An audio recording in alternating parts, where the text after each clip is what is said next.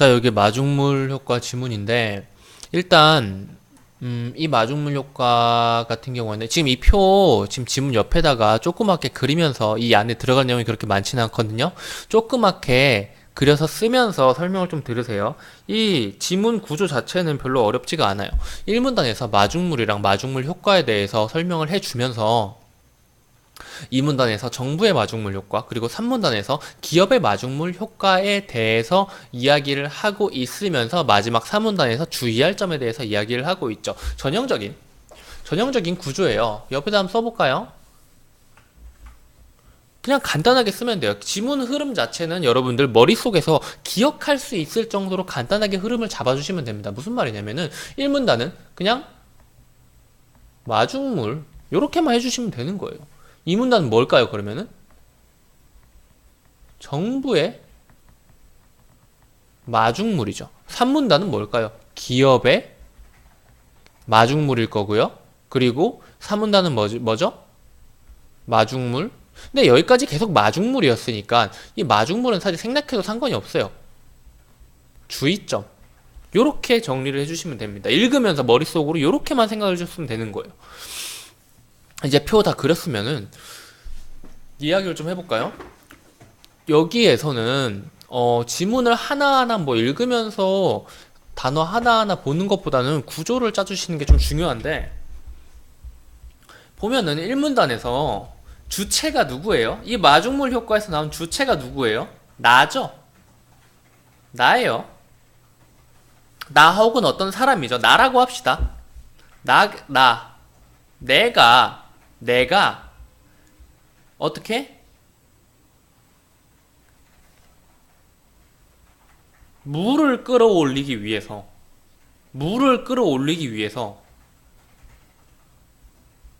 펌프를 쓰는데, 이 펌프만으로 하기 힘들기 때문에 보조적인 수단으로 조금 더 투입해 주는 것이 바로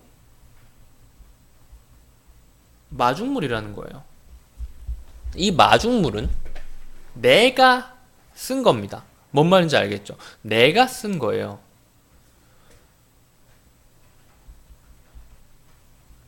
주체의 노력이라고 합시다. 주체의 노력이에요. 주체가 쓴 거예요. 내가 쓴 마중물이에요. 뭔 말인지 알겠죠? 내가 안 쓴 이 물을 끌어올리기 위해서 펌프를 쓰는데, 이것만으로 끌어올리기 쉽지 않으니까 내가 물을 투입한 거예요. 내 물을 쓴 거죠. 무슨 말인지 알겠죠? 이 문단 정리해 볼까요? 정부는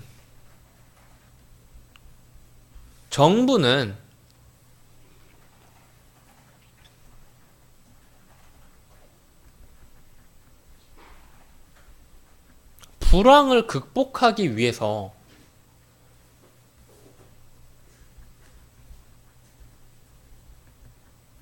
경제 자극을 주는데,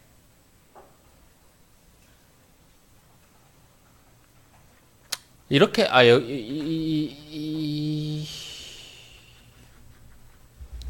정부는 불황을 극복하기 위해서 정책을 펴는데, 지금 이걸 수정해야 돼요. 여기 죄송합니다. 이거 정책을 펴는데, 정책을 펼 때 마중물로 일시적, 내가 여기 방금 뭐라고 썼었죠?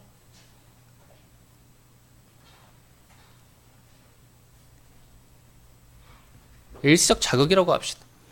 일시적 자극을 줘요. 그 일시적 자극에는 재정 지출을 확대하거나 재정 수입을 감소하는 등의 자극을 주는데, 이 노력은 누가 하는 거예요? 정부가 하는 거죠. 정부는 불황을 극복하는 것이 목적인데, 이 불황을 극복하는 것은 뭐예요? 나라죠. 정부의 불황을 극복하는 게 아니라 나라의 불황을 극복하는 거죠. 오케이?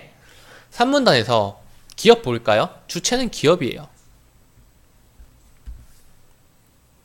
기업은 단기간의 이윤 증대가 아니라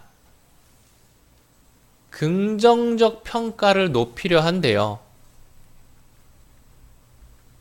평가를 높이려고 한대요. 요게 목적이에요. 단기간에 이윤 증가가 목적이 아니래요. 그럼 이 도구로 뭐를 할까요?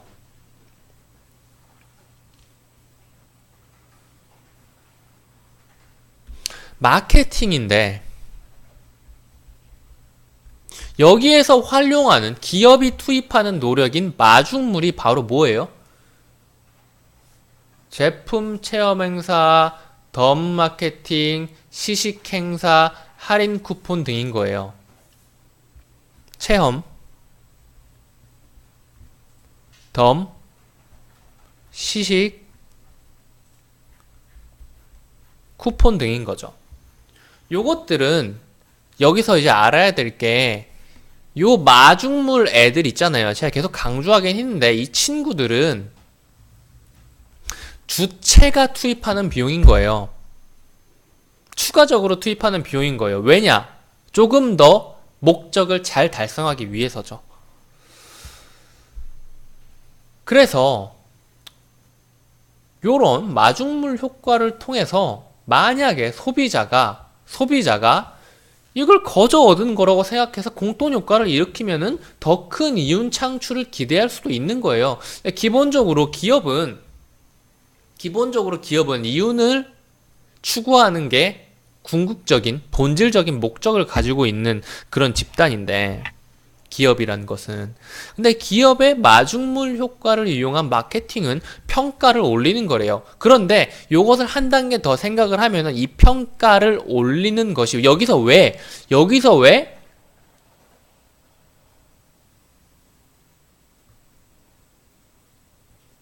단기간의 이윤 증대가 아니라고 했냐면, 기업은 이윤을 추구하는 존재는 분명하되 기업의 마중물 효과는 단기간 이윤 추구가 아니라 소비자의 긍정적인 평가를 올려서 궁극적으로 이 투입하던 마중물을 없애버리더라도 높아진 평가가 지속이 돼서 장기적으로 소비자들이 꾸준하게 구매를 지속해서 기업의 이익이 장기적으로 이루어지도록 하는 것이 목적이래요.